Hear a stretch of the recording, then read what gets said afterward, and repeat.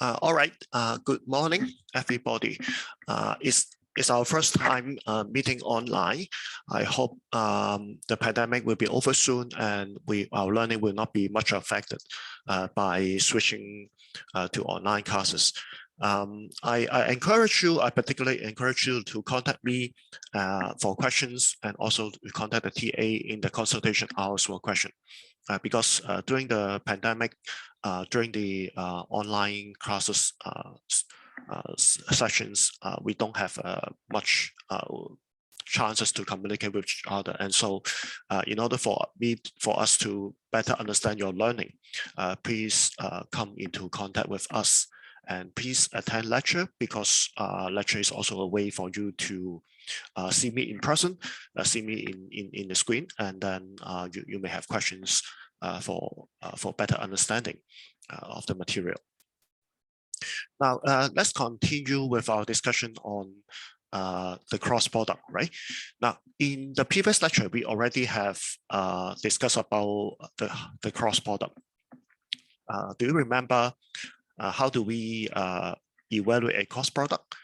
Now, we normally start with the basis vector, okay? The basis vector in X, Y, and Z direction.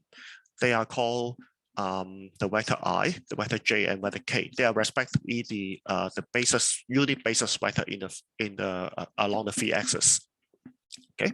Now, the IJK vector, they are arranged by the right hand manner. Okay, this is the convention used by physicists. We always arrange the coordinate axis to be in the right hand manner, such that X followed by Y and Y followed by Z, and then go back to X again. So you imagine that this is a basis vector I, J, K, and then go back to I again. So when you goes along this direction, when your cross product goes along this direction, you always use a positive result.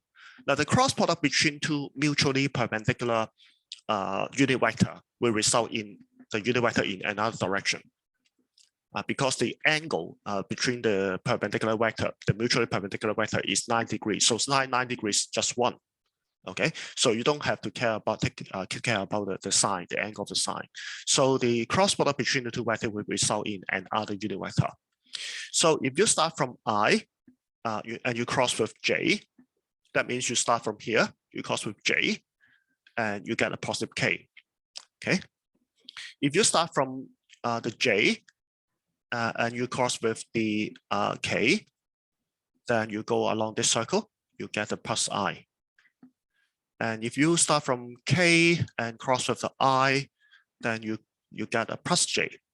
Okay. Whenever you go, your cross product go in this direction, you always get a plus sign. Okay. Now you can easily verify this relationship using this right-handed coordinates. For example, X cos Y, your thumb will be pointing in the Z direction.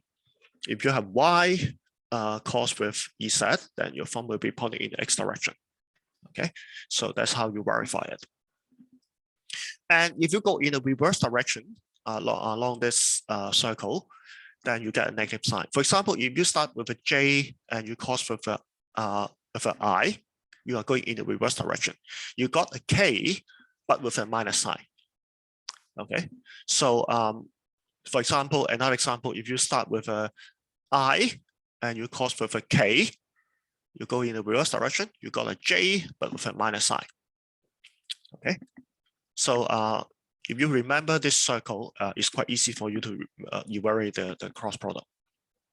Now we use the properties of linearity to help us express the cross product between two vectors in terms of the component. We first write the vector A in terms of the component in 3 dimensions, and we also express the vector B in terms of the component in 3 dimensions. Now we use the linearity relation now. We can expand these two product, the product between these two vectors, just like we expand the bracket containing two algebraic sum.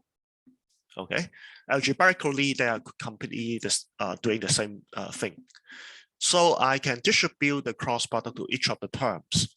So totally, there are 9 terms because we have 3 terms in the A and 3 terms in the B. So the product of the 2 brackets will result in 9 terms. But the 3 of the terms are 0 because I plus I cos I, j cos j, and k cos k, they are 0. Okay, when 2 vectors parallel, the cross product is 0. Okay, and the other cross product can be evaluated using this circle, right? Like here. And the result is this. Now, I don't write out all the details. You can easily figure it out if you are patient enough. So I prefer not to write out all the details here. But I think you know how to do it. Okay. Now, it results in a very seemingly clumsy expression. But don't worry, you can also remember this clumsy expression using this circle. For example, if I look at the I component, the x component, that is the I vector. Here I have the I. Then the bracket inside do not contain, the bracket inside does not contain the x component. It contains only the y and the z component. And how do you figure out this combination? If I'm talking about the I component, that is the x component, you have AY B set, that is plus. Okay, AY B set is a plus sign, and then AZ BY with a minus sign. Do you see that? I go from here, the Y to EZ, AZ BY, AY B set, I got a plus sign, and if I got AZ BY, I have a minus sign. Okay, again for the J term, for the Y component, I have X and EZ inside. If I have AZ BX, I have a plus sign. And then if I have AX BZ, I got a minus sign. Okay. So you can remember the arrangement of the terms using this circle. Now, in the end, another way to memorize this thing is to use a determinant. I don't know whether you have learned determinant in high school. Probably not, right?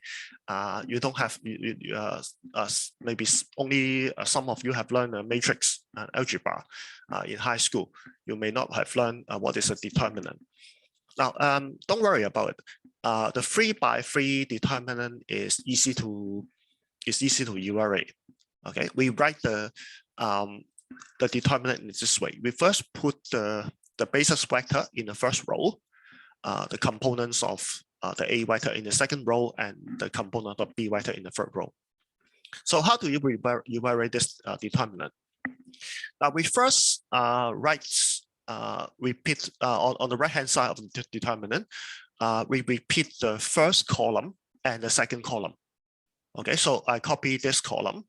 I copy this column to here. Okay, and I copy the middle column to here. Now then, I draw diagonal. Downwards along this symbol. Now, whenever I go downwards, I take a plus sign. Okay, so the I component will contain a term AYBZ.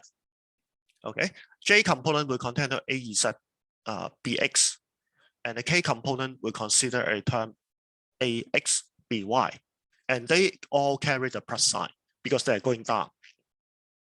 And then I draw a diagonal upwards. Okay. Now, when I draw a diagonal upwards, I have a minus sign. So here the K component contains a terms AYBX, but with a minus sign. The I component contains a term AZ BY, again with a minus sign. The J component contains a term AX BZ, and also with a minus sign. Okay, so if you sum up all this, you extract the I, J, and K component, you put them together, and you will result that will result in this expression we have introduced to you before. Okay. Now, there's no absolute way to for you to remember whether I should remember like this or this. There's no rules for you to tell you whether you should do this or that. It's all by your convenience. Okay, you find that this method of memorizing the product is easy, then you use this method. Okay, it simply is your personal taste. Now let us evaluate the cross product between these two vectors. Okay, can you take 2 minutes to evaluate the cross product of these two vectors on a piece of paper, and then after that I will do it together with you. Okay.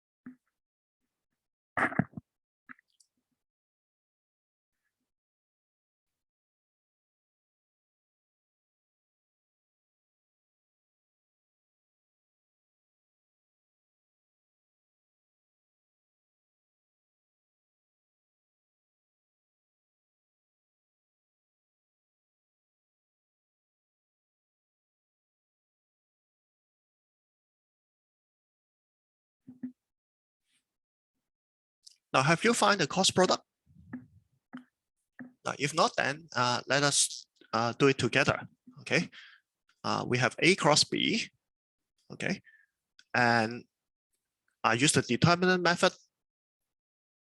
I now have ijk here, and for the vector A, you have 3i plus 4j, and then there's no k component, so you put a 0 here. And for the B vector, you have 5j plus 6k, and you don't have an I component, so you put a 0 here. So what is that? Now, if I go along this direction, okay, I have 4 times 6i, right? But in my mind, I also have this, right? 4 times 6 is positive because I go downwards. And then I will have 5 times 0 for the I component also. But 5 times 0 is 0, and that's carry a minus sign. Now for completeness, I just write it down, okay? Although it does not contribute, I just write down for completeness so you can see the pattern. 4 times 6 is downward, so I carry a positive sign. 5 times 0 is upwards, so it's carry a negative sign. And that's the I component. And then for the J component, you have 0 times here is 0, and that carries a positive sign. And then you have 6 times here is 3, but that carries a negative sign, right? And eventually for the K component, it goes like this, which is 3 times 5, positive sign. And then you go upwards. Upward is 0 times 4 with a minus sign. Is it okay? Now, so we do the evaluation now. This is 24, and this is minus 18, right? And here we have 15. So this is the answer. Okay, is that clear? Now, if you don't like this method, if you don't like to remember the determinant, you can simply expand the two brackets. You write it as 4i plus 3j cos with 5j plus 6k. Now, I cos j is k, right? So you have 3 times 5 here, I cos j plus 3 times 6, I cos with k. And 4 times 5, j cos j is 0, right? J cos j is 0, so you don't have to consider this term. And then 5 times 6, j cos k. So do you remember the circle? The circle. This is 15. When you have I cross with j, then you got a k, right? And how about this? This is I cross with k. So it's in the reverse direction, right? So you got a minus sign instead of a plus sign. Okay. This is 18. So you got 18j. Here we have j cross k. It is in the right direction, positive direction. So you got an I, right? With a plus sign. 4 times 6 is 24, right? So you the same result as before. Okay. Now, how do you find a unit vector that is perpendicular to the two vectors? Now, the vector A cross B is a vector that is perpendicular to the two vectors, right? So if you want to find unit vectors, then you simply, the unit vector is simply given by dividing the cross product with its magnitude. Now it's easy to evaluate the magnitude of the cross product, right? The magnitude of the cross product is simply A cos B is simply 24 square plus 18 square plus 15 square square root. Now I do not do the simplification. I think you can do it yourself, right? So you divide A plus B with the absolute magnitude of A cross B. You got a unit vector. Okay. So any question about this?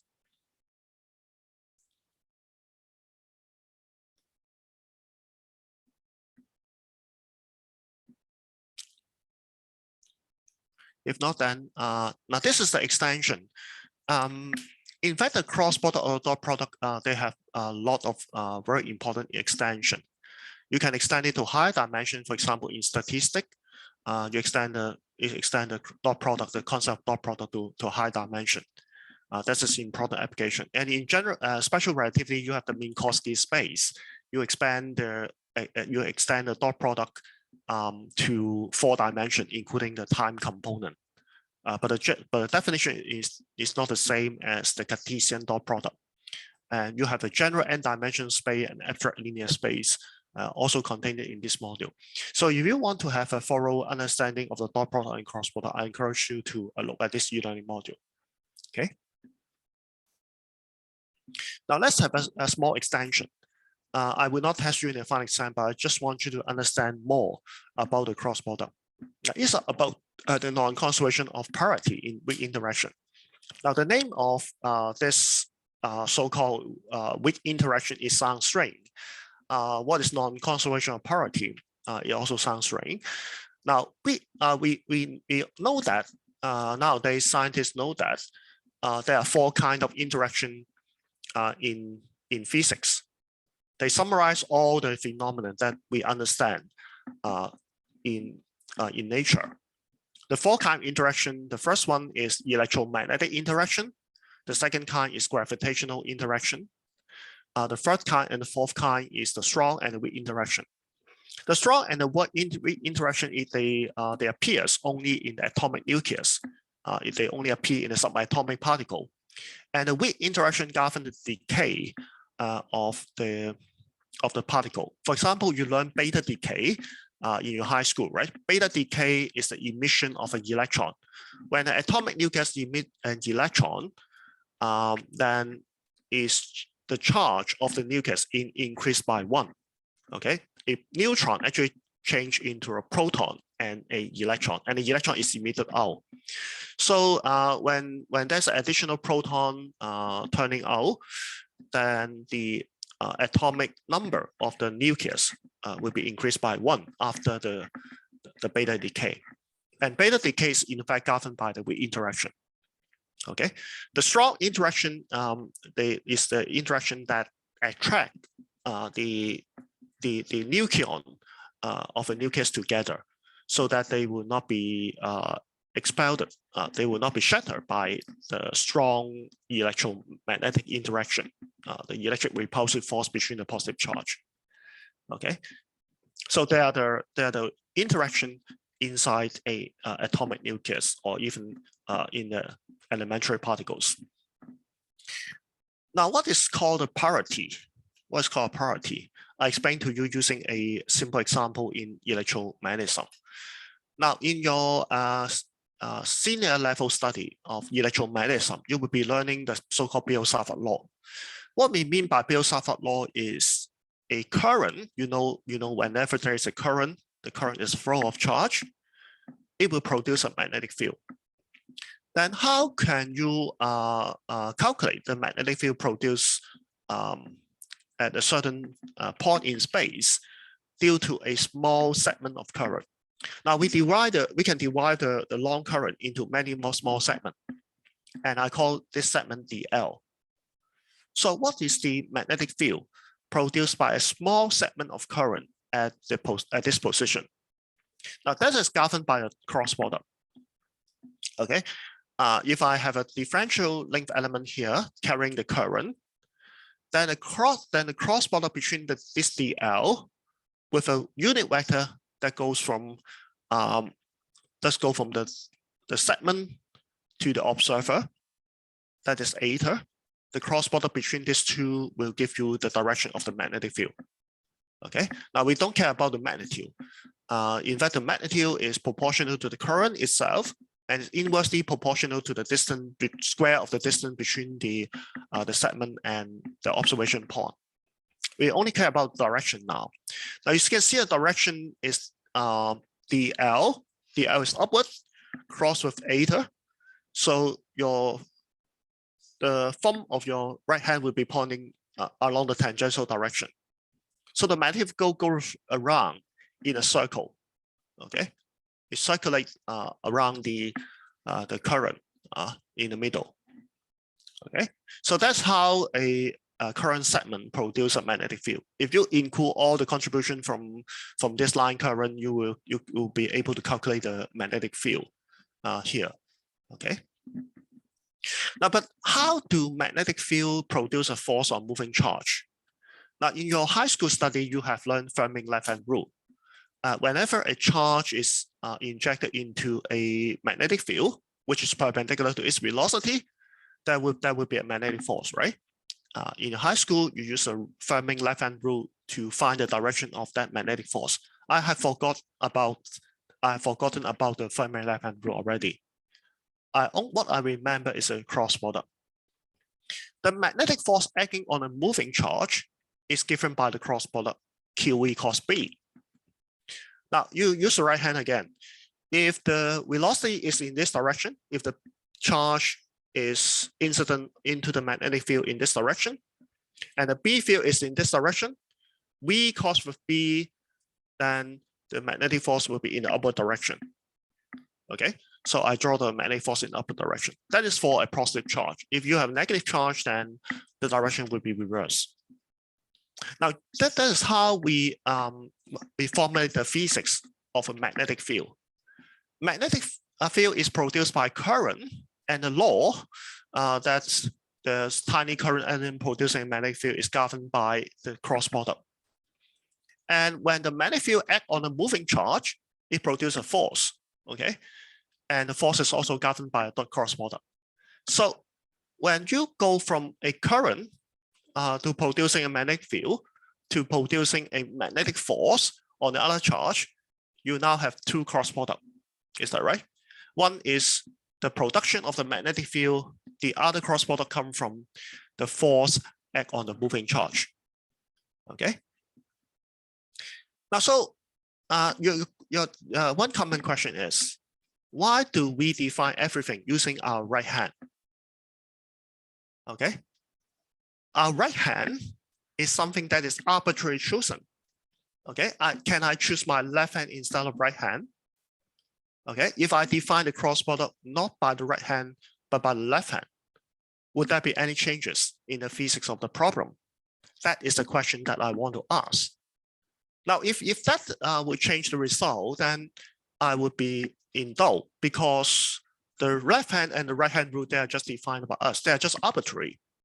The physics code result that I can observe should not be dependent on what hand I choose, right? I choose the left hand or right hand, I should get the same result. I should be able to describe the same physical phenomena, right? So I have to examine this problem more closely. Now, what happens if I use the left hand instead of the right hand to define the cross product? Now, when I go from the current to the magnetic field, the direction of the B field will be reversed because I'm using my left hand now. Okay. And again, when I go from the magnetic field to the force, I'm having another cross product. So if I use my left hand again, the direction of the magnetic force will also be reversed.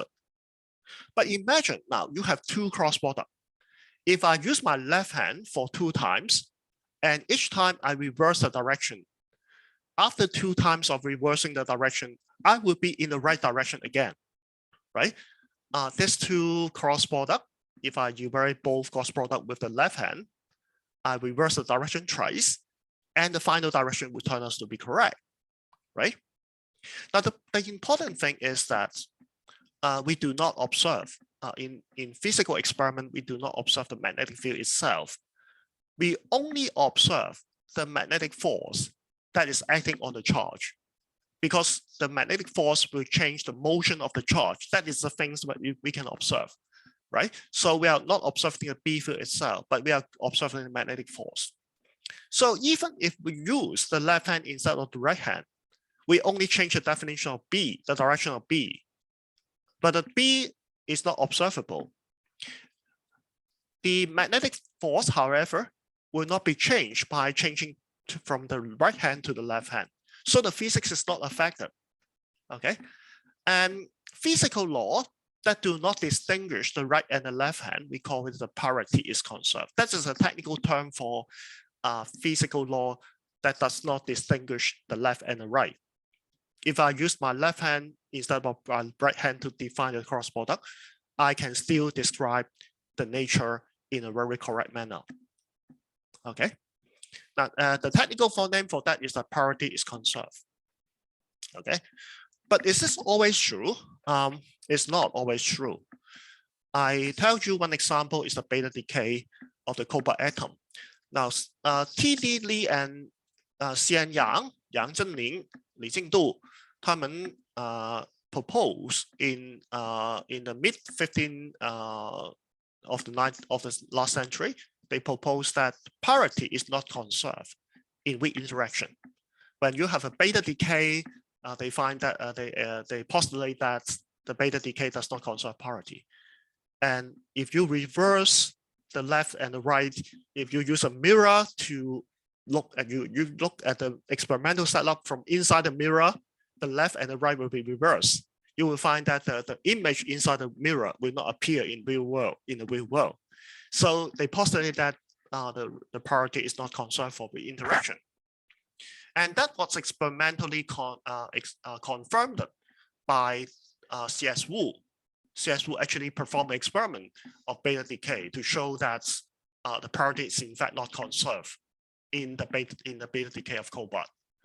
Okay, so eventually TDD and C.N. Yang are brought the Nobel Prize in 1957 for the contribution of discovering the non-conservation of parity in weak interaction. That is a profound understanding of nature, because we normally would not expect nature to be distinguishing between the left and the right, but it happens in the microscopic world. So that's worth a Nobel Prize. Okay. And this is a photo, I think, more than 10 years ago. Eventually, Xian Yang retired in CHK. He's our distinguished professor at large. And when he retired at CHK at, I think, the age of 80. Now, here is we reached 100 years of age this year. So we have a big celebration for that. This year is his 100th birthday. Okay, when he was 80, he presented the Nobel Prize to the Vice Chancellor of the CUHK.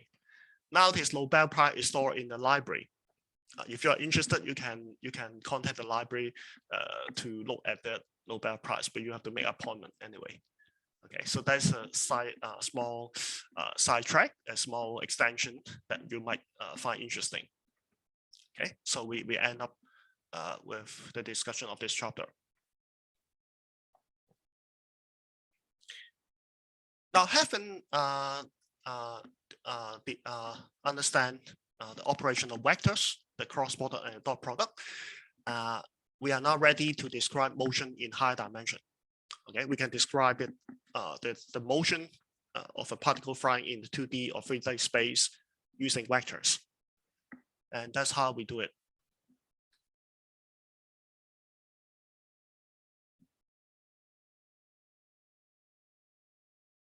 So now we come to kinematic in 2 or 3 dimensions.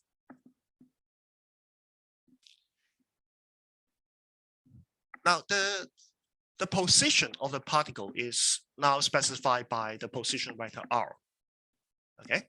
Now suppose at a certain time the particle is in this position. Okay. Time t, the particle is here. And I can specify its position by drawing a vector from the coordinate origin to the position of this particle. This vector I call r, okay, r vector. Now the bracket, you can see the bracket here. The bracket means a function. Because the position of the particle is changing with time, so I specify the position of the particle by a function, and that's a vector function. So I write r as a function of the time t.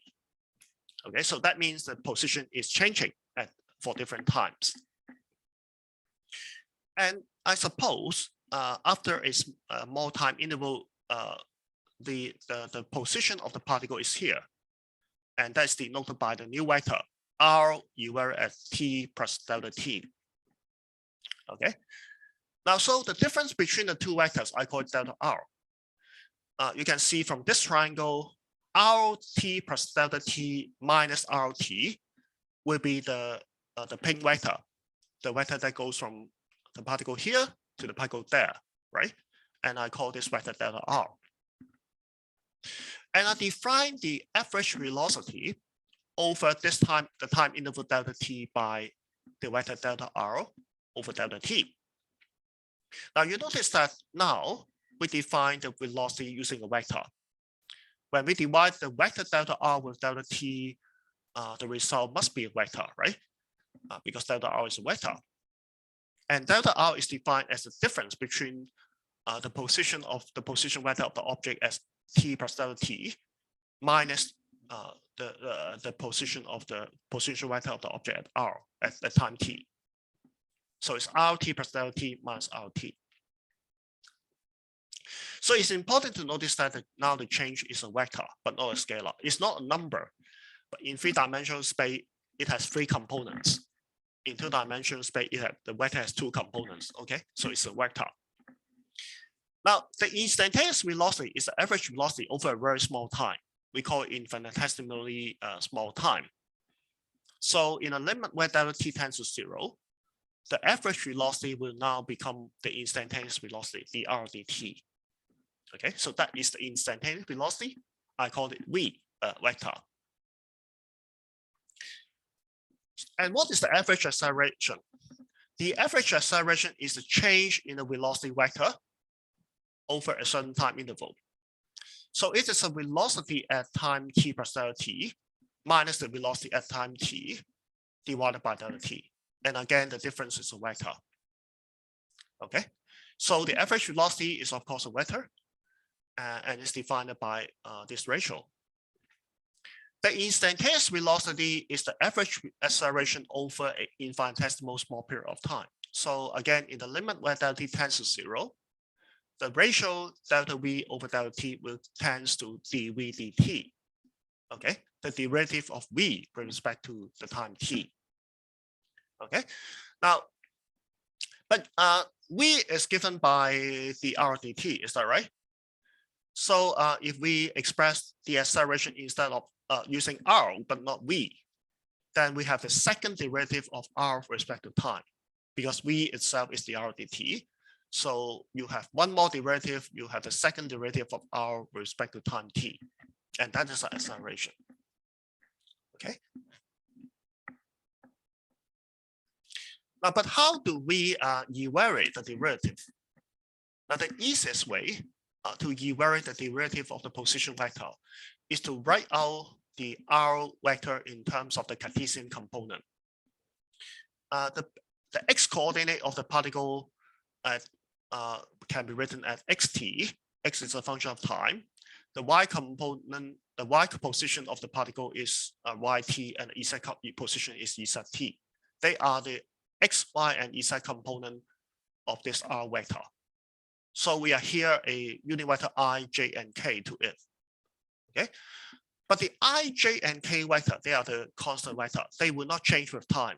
They are always pointing in that direction. It is the x, y, and t that change with time, right? So whenever we do the differentiation, we differentiate with respect to x, y, and t. Okay, we differentiate x with respect to t, y with respect to t, and z with respect to t.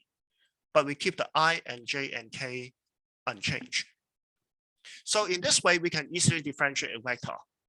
Okay, we simply differentiate x, the x component, x component, the y component, and the z component. And the x dt is the x component of the velocity, the y dt is the y component of the velocity, the z dt is the z component of the velocity. If you like, we can differentiate the velocity once more, and we differentiate vx, differentiate vy, and differentiate vz. We can also express the v in terms of x, y, z, and so that become, for the x component, the second derivative of x with respect to t, the y component second derivative of y with respect to t, and the z component is second derivative of z with respect to t. Okay, so it's quite straightforward. Okay, whenever you have the vector expressed in terms of the Cartesian component, you simply differentiate the x, y, z function and leaving the I, j, k unchanged. Okay, so that is the idea. Do you remember your learning of projectile motion in high school? Projectile motion is a simplest two-dimensional motion I can think of, apart from the uniform velocity motion. If that is trivial, projectile motion is the second most simplest motion in two dimensions. In a projectile motion, we only have a downward force of gravity acting on the object, right? So the acceleration is in a downward direction, and the acceleration has a constant magnitude.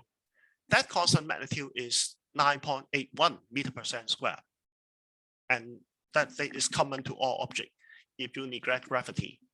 Okay, so in this coordinate system, because now the acceleration is downward, so I can write the acceleration vector as minus j hat.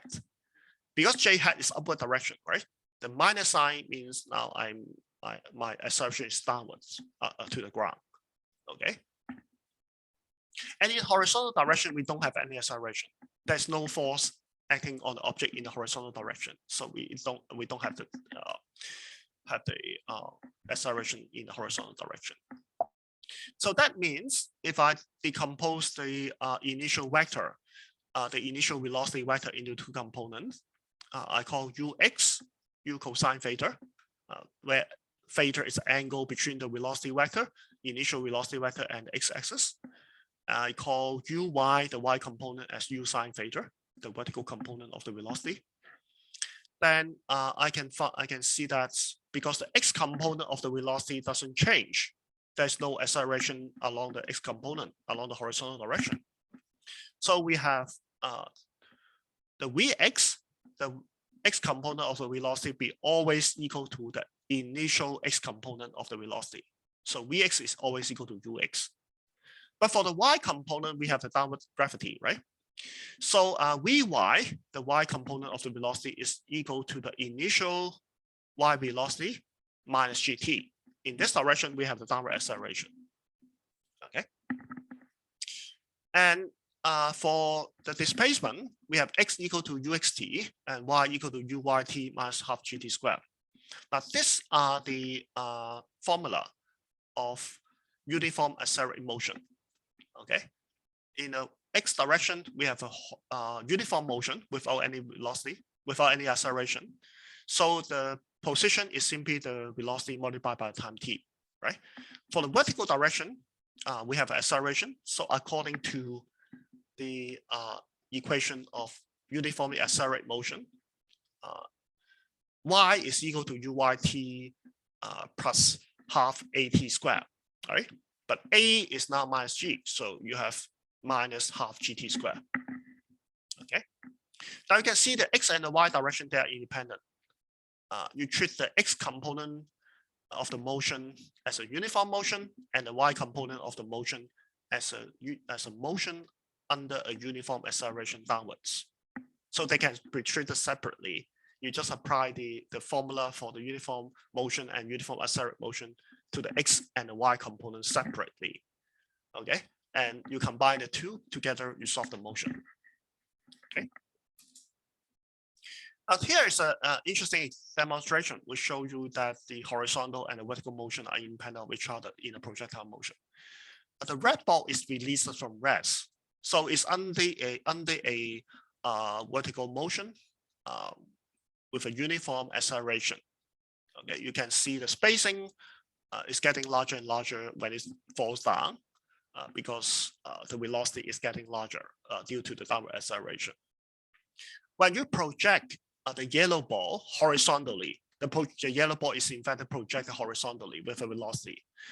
The downward motion is the same because it does not have an initial downward velocity. So the downward motion will just follow that of a uniform acceleration under gravity. So you can see the vertical heights of the yellow ball and the red ball, they are the same, almost the same at every time interval. Okay, you can see if you draw horizontal lines, you can see the red ball and the yellow ball, they are at the same horizontal level. But if you analyze the yellow ball along the horizontal direction, you will find that the yellow ball are separated by a even interval along the horizontal direction, and that means a uniform velocity along the z direction, along the horizontal direction. So the vertical position of the balls are the same, but the horizontal position of the yellow ball is that of a uniform motion. Okay. Now here's is a common formula you see in high school, right? The range of the projectile motion is u squared sine 2 theta over g. That is what you learn in high school, right? I think that the textbook include this formula already. Now, how do we derive it? The derivation is easy because we know the position and of the particle at time t, right? Given by these two formula. So when the particle falls back to the ground, I can put y equal to 0 because the vertical height being equal to 0 means the ball is on the ground, right? So when I put y equal to 0, that means the ball is now returning to the ground. And I can simply factorize this expression. I pull out a factor of t, right? The product between two factors being equal to 0, it means either factor is equal to 0. So the solution to this equation is that either t is 0 or the combination inside the bracket is 0. But t equal to 0 is simply the projection time. The particle is projected at time 0. So that is a trivial solution that we are not interested. We are interested in the second solution, uy minus half gt equal to 0. And that gives me t equal to 2 uy over g. And that is the time when the particle returns to the ground. Okay. Now we can easily calculate the horizontal range, r, because we know that in the x direction, the particle is moving in uniform motion. So we simply multiply the x component of the velocity by the time taken. Okay, so we have ux multiplied by 2 uy over g, that is the flying time. And we have 2 ux uy divided by g. Now we know that ux is u cosine theta, uy is u sine theta. 2 ux times uy is u squared 2 sine theta cosine theta. But we have the trigonometric identity here. I don't know whether you have learned it in high school, but try to memorize it if you can. 2 sine theta cosine theta is sine 2 theta. Okay, that is a trigonometric identity. And so I come up with a formula for the range R. This is given by u squared sine 2 theta over g. Now we have arrived at this expression. But what does it mean?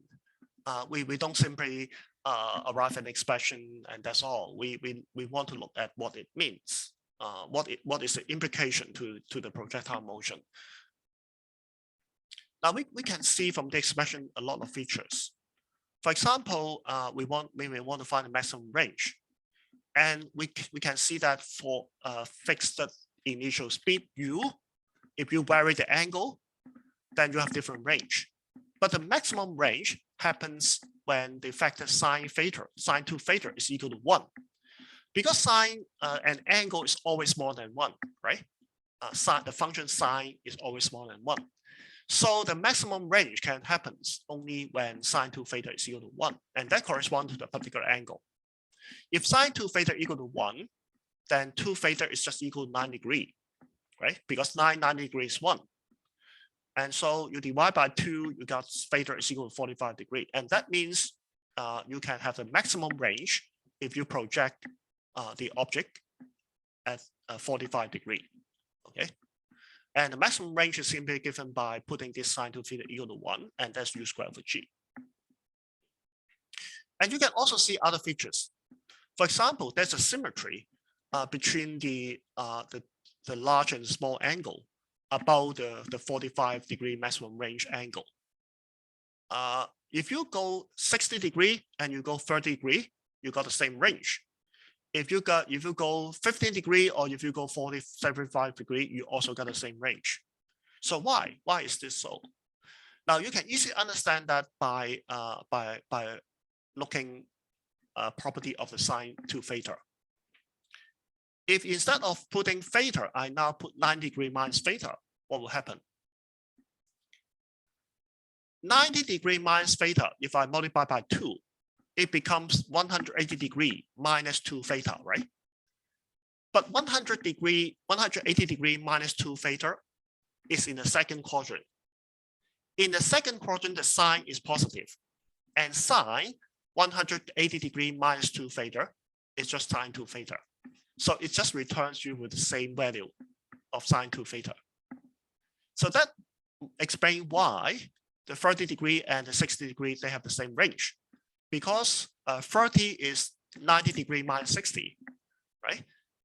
And so they are the complementary angle along a right angle. Okay? Again, 75 degree and 15 degree, they are complementary each other.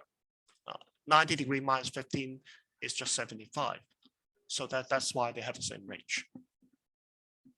So you can see a lot of features by examining the formula for the range. Okay. Now, in your high school, you may be accustomed to this mode of learning. When you encounter a problem, you simply substitute all the numbers into the equation, right? You find the right equation, then you substitute all the numbers into the equation, and then you got the result. That is what you learn in high school. Now that is correct, but I only will give you a B+ if you are studying in the university. So who will get an A? The student who can write out a general formula and be able to interpret the result. After he find the result as a general formula, he can handle individual problem. For example, in a particular case, theta is 45 degrees, u is 20. So I can substitute all this number into the equation and get the final result. Now, what's the difference between the two? The second student able to use a symbolic expression. He is able to derive symbolically to arrive at the result. And that result is general. It can be applied to many different situations. So the general result allows us to see how various physical quantities are related. For example, the symmetry between the 60 degree and the 30 degree. You can only see that symmetry with the general formula. You cannot do it with the numbers, right? You cannot see that symmetry with them simply putting in a few examples, right? So you can draw a general inference about the motion, okay? And you can predict the outcome when the parameter change. For example, if somebody asks you, what would be the range if I double the velocity? Now, from this formula, you see the range will not be double. It will be quadruple because it goes with u square. When u change to 2u, u square change to 4u square because of the square. So the range become 4 times as large instead of just doubling the original value, right? So that is the important dependence you should notice. And if somebody asks you what would happen if you do the same experiment on the moon, the acceleration due to gravity is only 1/6 of the value of the Earth. So you will get the range increased by 6 times, right? Under the same projection velocity and same angle. You immediately can draw this inference about the motion under different situations. So that's why it's advantageous to present your result as a general formula. Okay, and in university level physics, we encourage you to do so. In effect, you solve a whole range of problems, not just one. Okay. Now, how about the equation of the trajectory? We know the x position and the y position as a function of time. But for a trajectory is a path that you draw in a 2-dimensional space that describe the motion. How do you obtain the equation of that trajectory?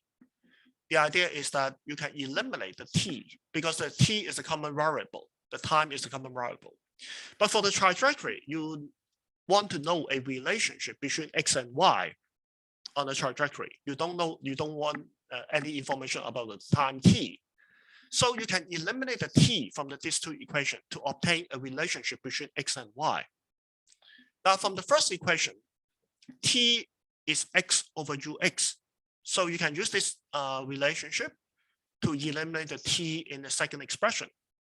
I put x over ux in the position of t in the second expression. And after some simplification using ux equal to u cosine, uy equal to u sine, you arrive at this complicated expression. Okay.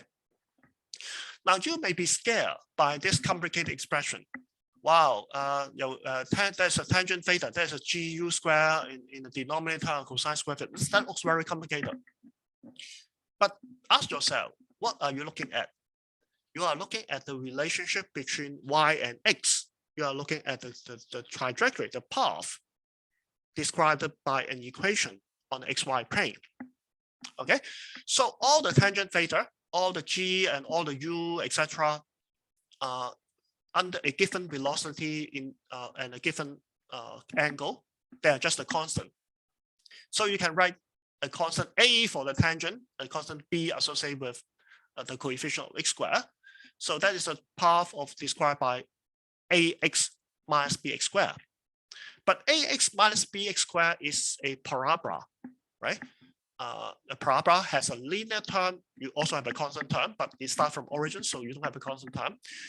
So you have a linear term and you have a quadratic term. And the quadratic term having a negative coefficient means that eventually the particle will go downwards. So you have a parabola that concave downwards. Okay, so that's how we look at the equation. Okay. I better have a break here because my lecture has been too long. All right, let's continue. Now, I hope I always remember to press the recording button so I can create a recording, the lecture recording for you. If it happens, I forgot, please notify me.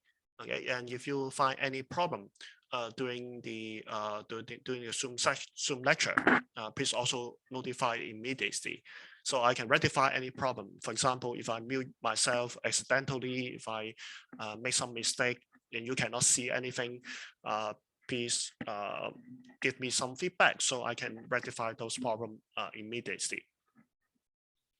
So we have this. Now this is a monkey and hunter experiment. Have you seen the experiment in high school? Have a teacher show you this experiment in high school? Now the idea is like this. We have a monkey and we have a hunter, and the hunter is aiming towards the monkey, which is on a tree. Okay. At the time 0, the hunter fire his gun, and the bullet is heading towards the monkey. But the bullet also falls down under gravity, so it's a projectile motion. Okay, so it goes along the blue path.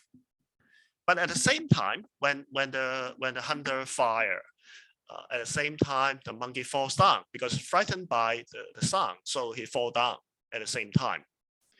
And no matter with what velocity and with that the bullet is fired, you will find the monkey will always be hit by the bullet. Okay, it is independent on what angle what velocity the bullet is fired.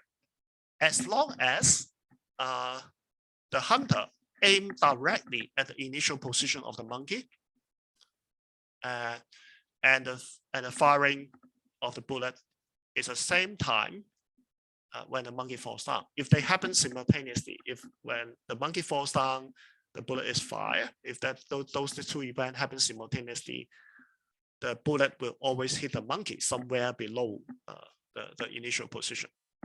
Okay. Now this is a rather strange phenomenon, but you can understand it rather easily. Now I let you see the phenomenon before explaining it to you why this is so.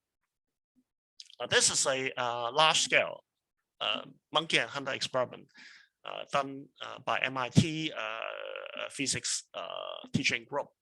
So it's quite interesting. I hope I can share it to you. Before having the share, I want to optimize the video so it shows a better video quality.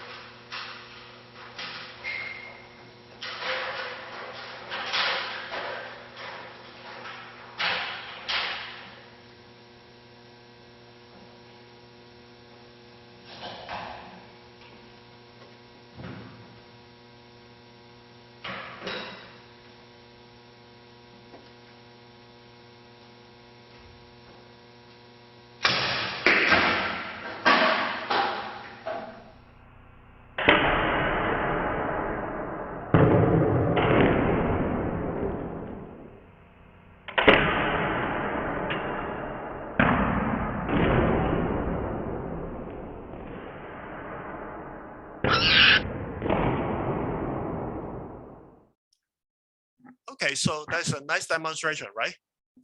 It looks great. I share the screen again. But how do you understand this phenomena? I can do it this way. In your high school, your teacher may give you some numbers to substitute into the equation to show that they in fact can meet somewhere in air, right? But I'm not going to use this approach. I want to show it analytically. Now, we can rewrite the position of the bullet in a vector form. Since it's a projectile motion, we can always rewrite the formula in terms of a vector. Okay, and the vector R that describes the position of the bullet is xi plus yj, where x for simple projectile motion is given by uxt, y is given by uyt minus half gt squared, right? Now, we collect the term with the u, so it becomes uxi plus uyj multiplied by t. And then there's a term that goes at t squared, and that is minus half gt squared j. Now, you can see uxi plus uyj is just the initial velocity. So I rewrite the first vector as u. That is the initial velocity, right? And the second term consists of a downward fall due to gravity, which is half gt squared j. It is essentially a downward fall due to gravity. So the two vectors, when they combine together, will give you the true position of the bullet at a certain time t. So that's clear. Now we analyze the problem. Now the position of the bullet is given by this formula. I can decompose this formula into two terms. The first term is ut. Ut is what? Ut is a motion in uniform velocity. If you multiply the velocity, a constant velocity u, with the time t, you get a displacement along a fixed direction, right?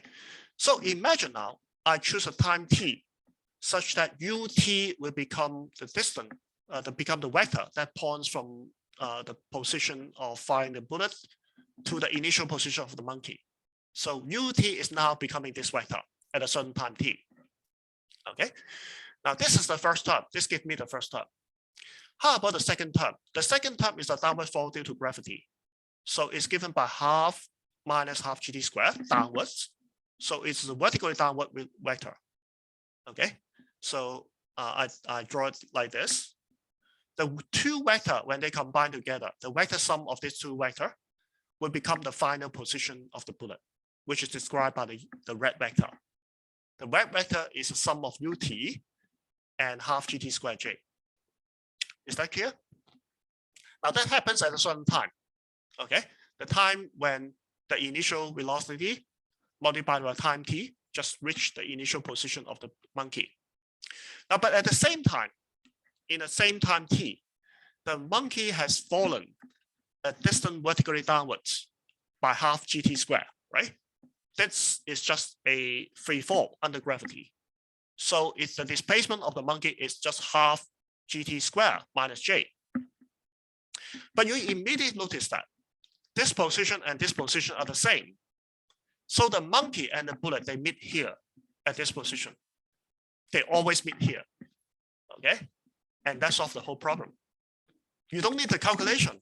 You simply look at the vector and you can realize that they meet at the same position, okay? Now, so sometimes using vector saves you a lot of calculation because you can visualize the whole thing using a picture, okay? So that's one advantage of using vector in some of the calculation.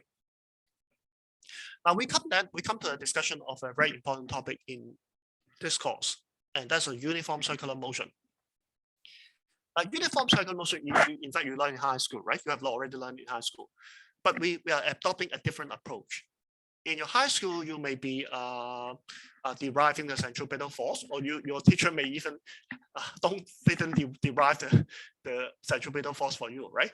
You use a graphical method. You see the change in the velocity vector to derive the centripetal force, right? Now we are using the analytical approach. We are differentiating the vectors. We are using differentiation on the vectors to calculate the centripetal force. So let's see how we do it. Now, I suppose the particle to be moving in the xy plane about the origin in the circle. And so the radius of this circular path remains unchanged, and that's given by r. R is a radial distance between the particle and the origin, okay? Now,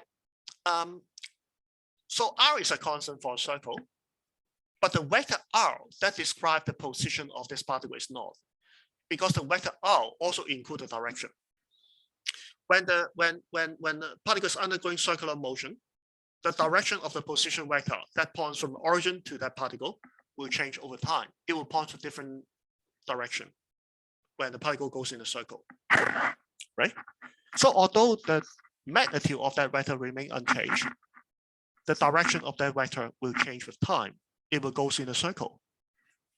Okay. So it's important to distinguish between the two when you come to vectors. You distinguish the velocity, you distinguish the magnitude of the vector and the direction. Even if the magnitude doesn't change, the direction might change. Okay. Now, in this case, we have a uniform circular motion, and that means the angle theta that this line R mixed with the x-axis is increasing linearly with time. So we can describe the angle at a certain time by omega t, where omega is a constant. Now, of course, you know what omega is. Omega is the angular velocity. It is the angle turned by the object per unit time. So it's angle turned by the object per unit time. If you multiply by time, that gives you the angle, right? And because the motion is uniform, omega is a constant. Now we can write down the position vector of this object in terms of the I and the j unit vector, and also omega and t. Okay. Now look at this red dot. This distance is r, right? And this angle is theta. So according to our usual resolution of a vector, we have the x component of the vector as r cosine theta, or r cosine omega t. So that gives me the x component. R cosine omega t is the x component. The y component is here, and that is r sine omega t, or r sine theta. So that is the y component. So in a unit vector notation, we are here the x coordinate with the I vector and the y coordinate with the j vector. And that gives you the position vector of the particle at any time. Okay. Now then, what we are going to do is to find the velocity by direct differentiation. We simply differentiate this expression to find the velocity. We don't even need to consider the geometry, the angle, that doesn't matter, because the mathematics will guide you to do that. It will work if you do it correctly. So we differentiate the cosine vector. So what's the result? I think you remember what I say when I introduced differentiation, right? When you differentiate cosine omega t, it becomes minus sine. And by the chain rule, you differentiate the cosine with respect to omega t first, you get a minus sign, but then you have to multiply by differentiate omega t with t, and that gives you a factor omega. And that omega factor can be taken out of the bracket. Okay. Again, if you start with a sine, you differentiate, you get a cosine. But again, you get an additional factor omega. And that factor can again be taken out. So this is the velocity vector. This is the velocity of the particle. Do you believe that? Now, I will let you believe that, because you can see this combination. The vector inside the bracket, I claim that this is a unit vector. Why? Because if you take the x component, you square it. You take the y component, you square it. You take a square root, you got 1, because sine square omega t plus cosine square omega t is 1, right?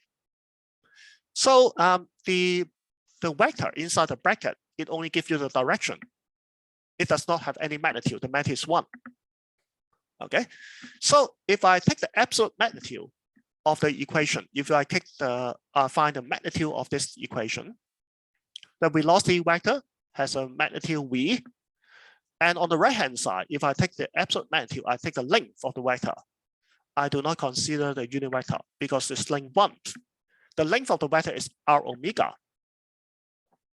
But this is exactly what you learn in high school. The linear velocity of the uniform circular motion is equal to the radius of the circle multiplied by the angular velocity. This is exactly what you learn in high school, right? V equal to r omega. And of course, because I use differentiation, omega has to be given in radian per unit time. Okay, but if you write the angular velocity as how many radian per unit time, you multiply by the radius of the circle, you got the linear velocity. But how do I know that the direction is correct? The velocity of the particle in a circular motion should be in a tangential direction. It should tangential to the circle, right? How do I know that the direction is correct? Well, we can use a dot product to prove that the direction is correct. How do we do that? Now we have the velocity now. Okay, this is the velocity. Let's form a dot product between the velocity vector and the position vector. We find r dot v. Okay, so the constant here becomes omega r squared, and we form a dot product between these two vectors. So the dot product between these two vectors, this comes from the r vector, this comes from the velocity vector. I dot I is 1, right? J dot j is 1, but I dot j is 0. Okay, so now for the first term, we have minus cosine sine. But for the second term, we have plus sine cosine. The two terms are exactly identical, but they are opposite signs, so they cancel. So the answer is 0. What is the meaning of saying that r dot v is 0? Since both vectors are not 0 in magnitude, the only possibility that r dot with v is 0 is that r and v are mutually perpendicular to each other. So the velocity vector is perpendicular to the position vector. Now you can understand why v is perpendicular to r by looking at this diagram. R is this position vector, the red arrow, right? The velocity vector is of course tangential to the circle. And you can easily see from this diagram that the v and the r are perpendicular to each other. So that's why r dot v is 0. Okay, that is the idea. Now, how about the acceleration? Well, you can differentiate the velocity once more to get the acceleration.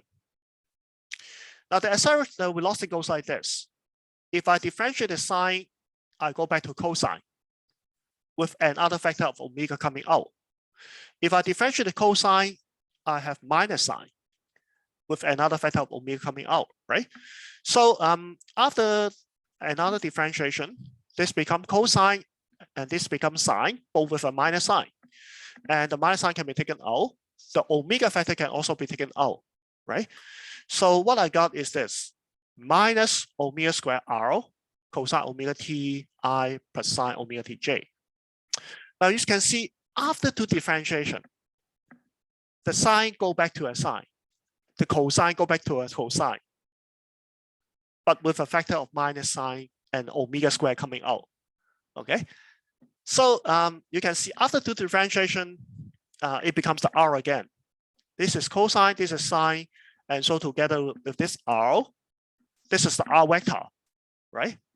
The only difference is that now you have an additional factor of minus omega squared after two differentiation. So you can write the acceleration as what? You can write the acceleration as minus omega squared r vector. Okay. Now, but what is the meaning of this? What is the meaning of a equal to minus omega squared r? If you take the magnitude on both sides, you can see that the acceleration has a magnitude of omega squared r.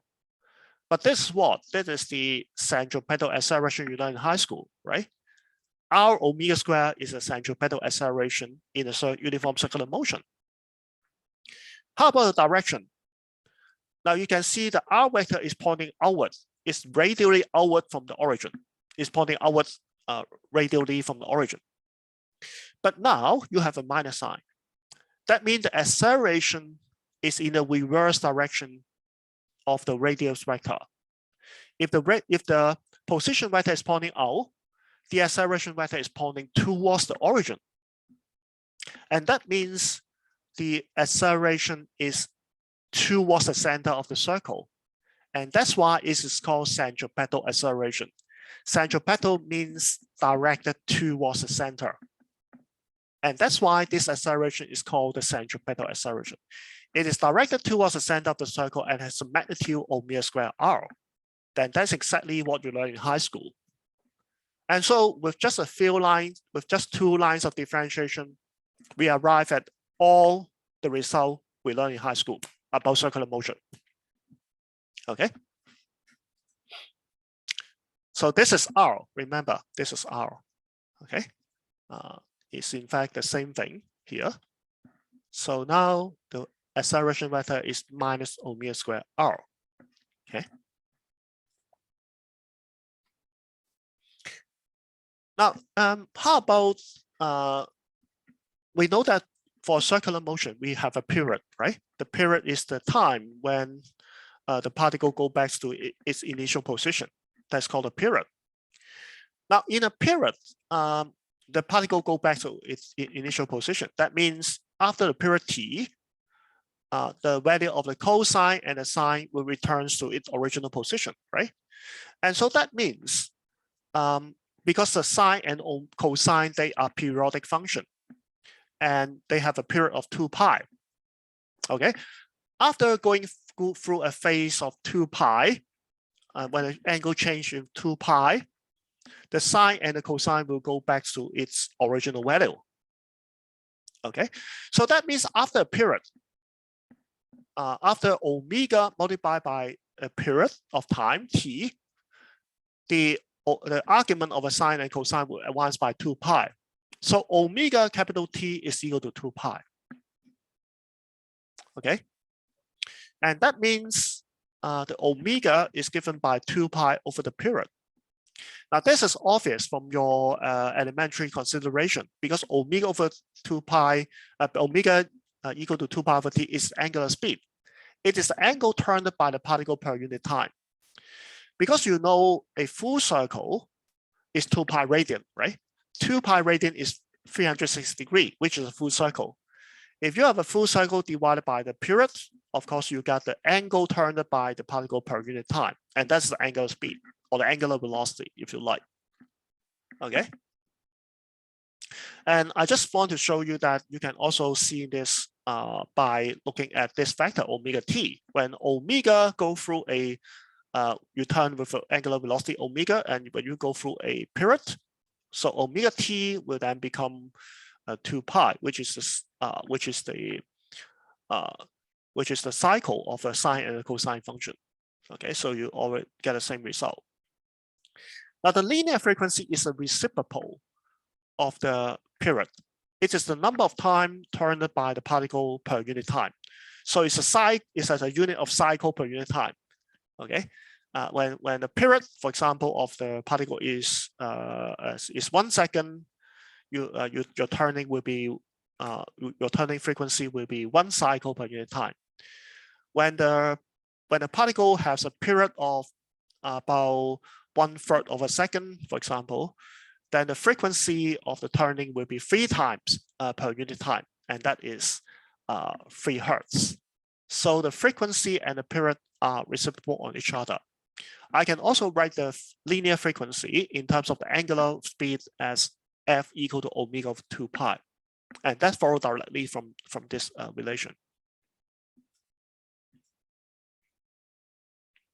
Now, how about if I have a question here for you? I only have proven that the velocity vector and the r vector, they are perpendicular to each other. But how do you describe the motion of a particle, not in the anti-clockwise direction, but in the clockwise direction? How do we describe that? Now here we have the angle increasing with time, right? So the particle is moving in the anti-clockwise direction.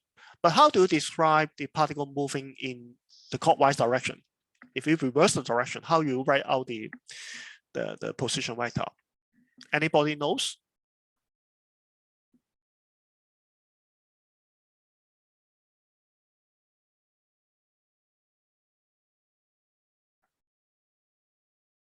Nobody answer me during the Zoom lesson. You don't respond to my question. Are you still there, or you just open the Zoom and go away? Now, I can easily reverse the direction by reversing the sign of the angular speed. If instead of writing the r vector as r cosine omega t, if I change the sign of omega to minus omega, the symbol omega is by definition positive. So I deliberately add the minus sign here, mean I now reverse the direction. If I write like this,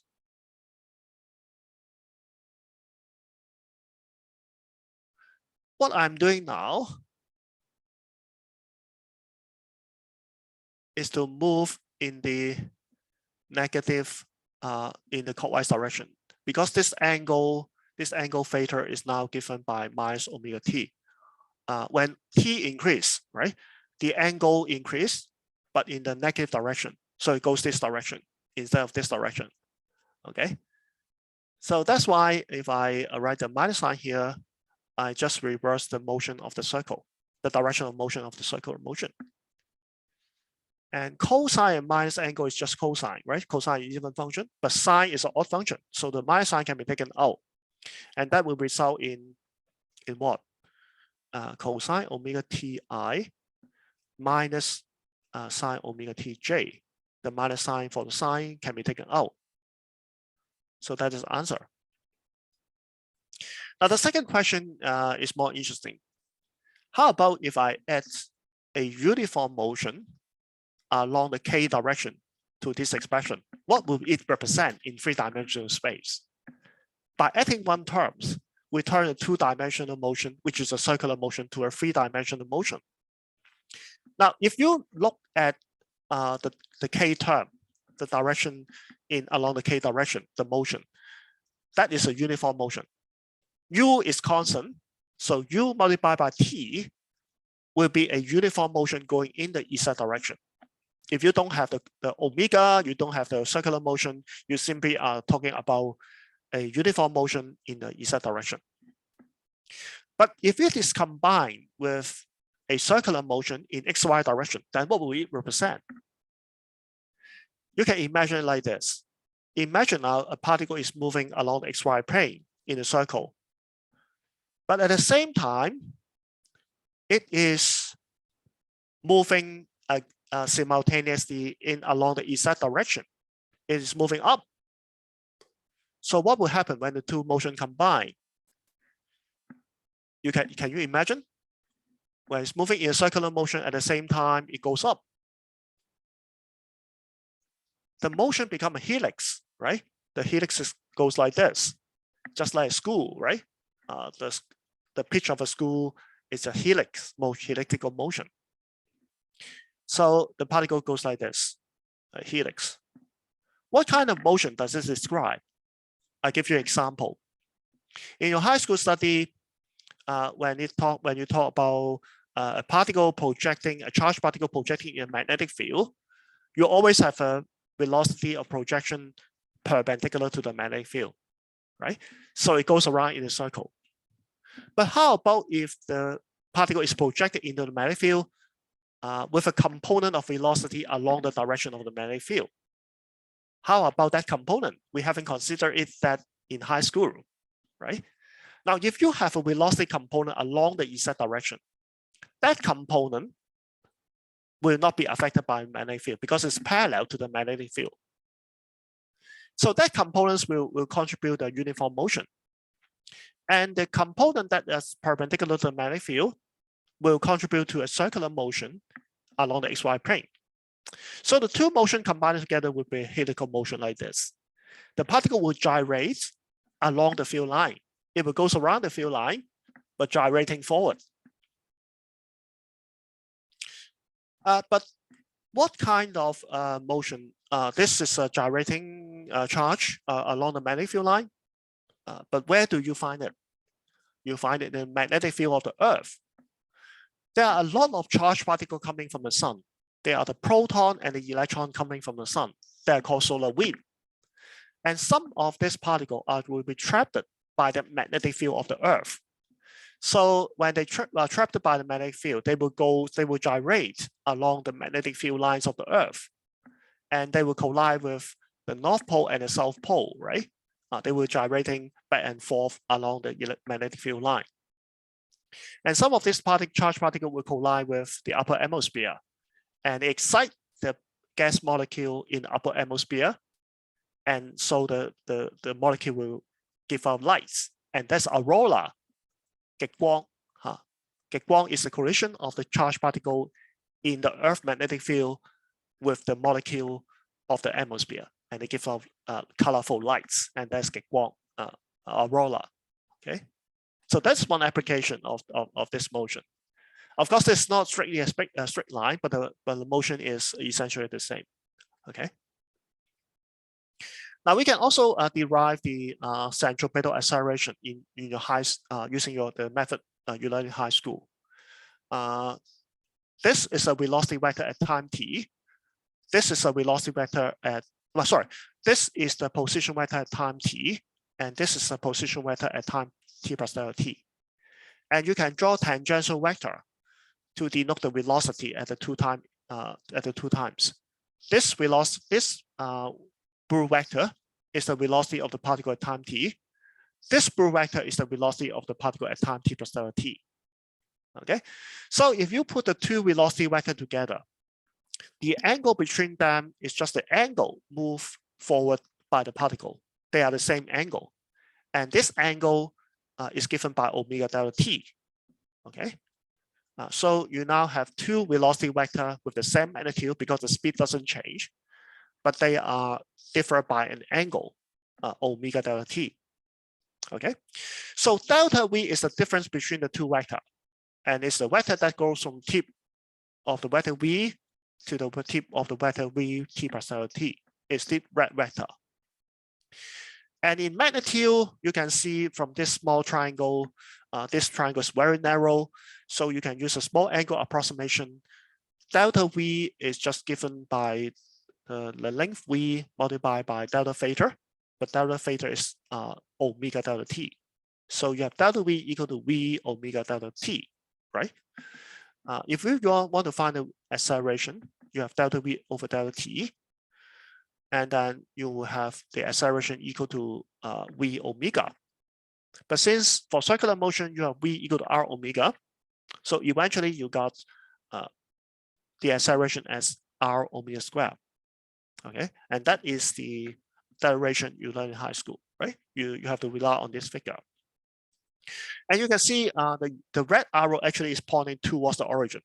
It's pointing towards the center of the circle. And that's why the acceleration is a centripetal acceleration. Okay.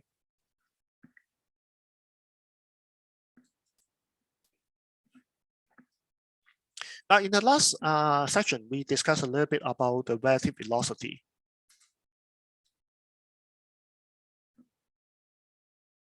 I'm sorry, something wrong with it. I might have.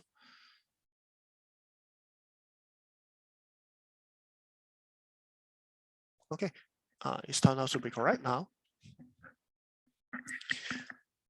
Now, suppose we have a fixed point O, that is coordinate origin. And now we have two balls. The fixed point, you may consider this fixed point to be a lighthouse in the soil. And you now have two boats sailing on the sea. The boats are A and B. Okay. The position of the boat A relative to the origin, the lighthouse, is given by this position vector RA.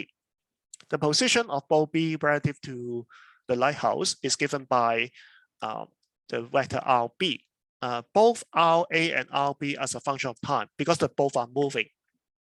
Okay, the boat are moving with different velocity and different acceleration. Now I want to ask a question.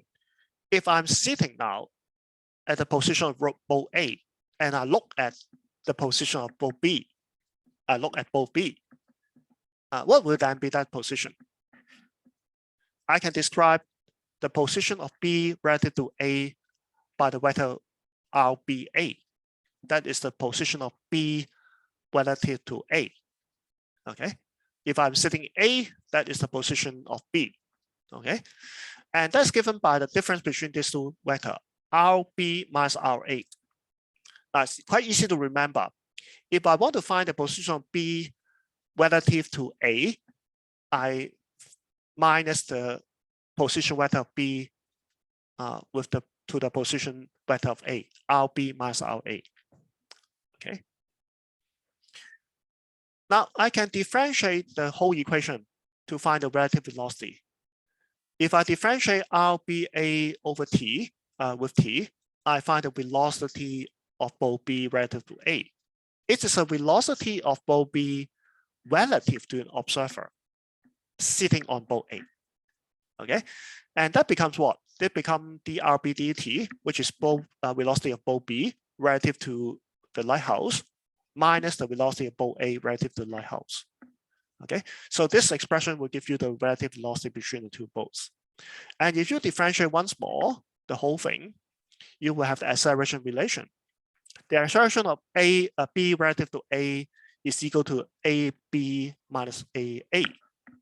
Okay, against the quantity with a single index refer to the quantity relative to the lighthouse, which is a rest. And the quantity with two index, BA, it denotes the quantity of B relative to A, okay, which are both moving, okay. Now, we have a simple example of relative velocity to discuss with you. I will go through this example with you again when we discuss about rotation. But just, I think you can just have a taste of it. Now, have you seen an object rolling on the surface? For example, a coin rolling on the table, okay? Or a circular object or a spherical object rolling on the table, okay? Now, when there is no relative slipping between the two surfaces, when there's a pure rolling, then every point on the circumference of the circular object will be in contact with the ground, right? And there is no relative sliding motion between the two. You can correspond each point on the circular path, with each point on the table. Okay, so when the whole body roll forward, the arc length AB will be equal to the distance traveled by the center of the object forward. Okay, you can see this distance delta S, okay, which the object move forward is equal to the arc length that is turned by the object, okay, by this angle delta theta. Can you understand this figure? You consider a circular object roll forward by an angle delta theta. So the length of the arc length that is moved forward by the rolling motion is equal to the distance with which the body move forward. Okay. So now I know that this arc length is equal to R delta theta, right? And R delta theta will be equal to the distance that the object move forward, which is delta S. I denote the distance moved forward by the object by delta S. Now, so if I divide the whole equation by dt, I will have ds dt equal to R d theta dt. But d theta dt is the angular velocity of the object, right? Assume that every point in the object is in uniform circular motion. So d theta dt is omega. But what is ds dt? ds dt is the linear velocity of the object to the right, right? The velocity of the center of the object moving to the right. And I denote it by capital V. So I now arrive at this important relation. Capital V, which is the velocity of the object as a whole to the right, is equal to the radius of the object multiplied by its angular velocity of rotation. Now, why do I use a simple capital V instead of small v? Now, you see I have a different meaning here. What I call V is actually the translational velocity of the circular object, but not the velocity of a certain point at the rim of the circle. So I do not use a small v for circular motion. I use a big V because I refer to the translational velocity of the whole object forward. Okay, and if there's a rolling without slipping, then the translational velocity is simply equal to the radius multiplied by the rotational angular velocity of the object. That is the meaning of this equation. Now, this is an interesting thing happening here. I want to introduce to you since I'm talking about the relative velocity.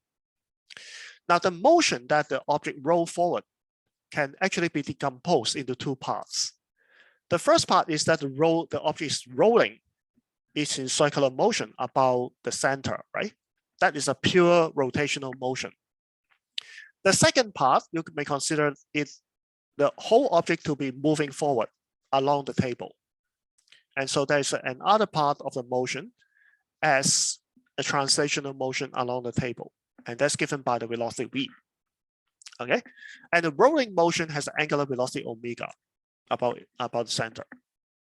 So the rolling motion of the object forward can be decomposed into a pure rolling motion plus a translational motion. Okay. Now, if you look at the velocity of this pure rolling motion at the rim of the object, you will find that the linear velocity of a point at the rim of the circle is capital R omega. Okay, right? Here, the objects roll in the clockwise direction. So at the point where the object are in contact with the ground or the table, the velocity of this point is R omega to the left, right? But the whole thing is have a translational motion to the right. And that velocity is capital V in the opposite direction. So the total velocity of this point will be then be the sum of the two velocity. The translational motion being to the right, but the rotational motion being to the left. But as I have proven that V and R omega are equal, right? For pure rolling motion. So for the rolling without slipping motion, so the two factors will cancel. So that means the instantaneous velocity of the point that is in contact with the table is 0. Okay, so the point of contact with the ground is instantaneously at rest. That is the interesting features. When the object is in contact with the table, that point is instantaneous at rest. Okay, it just rise, is lower and to this minimum position and rise again. And at that point, it is instantaneously at rest. Okay, so that's what we're going to say today. I better stop the recording first.